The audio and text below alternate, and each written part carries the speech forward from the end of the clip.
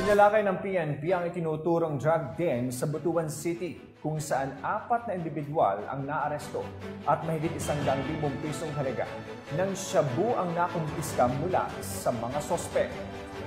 Ang pambansang pulisya ay patuloy sa pagsasagawa ng operasyon upang masiwalat ang iligal na droga alinsunod sa direktiba ng ating ama ng pulisya at sa pamumuno ng Pangulo ng Bagong Pilipinas.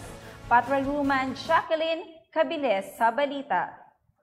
Timbog ang 4 na ito matapos ikasa ang operasyon sa bisa ng search warrant ng mga tauhan ng PDEA 13, Agusan del Norte Provincial Office sa ilalim ng pangangasiwa ni Director 3 Charlene R. Magduralang at tauhan ng Butuan City Police Station 2 sa Purok 7, Barangay Port Puyuhon, Butuan City. Kinilala ang mga naaresto na sina alias Durente, alias Michelle at alias Cora, pawang empleyado ng nasabing drug den. Bukod dito, nahuli rin si alias Nino na kinilalang bisita sa drug den.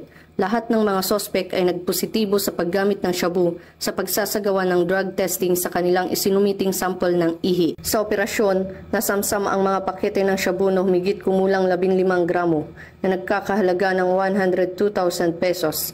Bukod pa rito, ilang mga drug paraphernalia item ang na-recover mula sa pinangyarihan. Kasalukuyang naharap sa multiple criminal charges ang mga nahuling sospek na paglabag sa RA 9165 o Comprehensive Dangerous Drugs Act of 2002. Pansamantalang nakakulong sa PDEA Regional Office 13 Custodial Facility ang mga nahuli habang nakabinbin ang karagdagang legal na paglilitis. Bunga ng patuloy na pagpapaigting ng kampanya laban sa talamak na iligal na droga, unti-unti nang nakakamit ang inaasam na pagbabago para sa ating bansa. Mula dito sa Police Regional Office 13, ako ang inyong PNN Correspondent, Patrolwoman Jacqueline Cabiles, alagad ng batas, tagataguyod ng Balitang Pulis.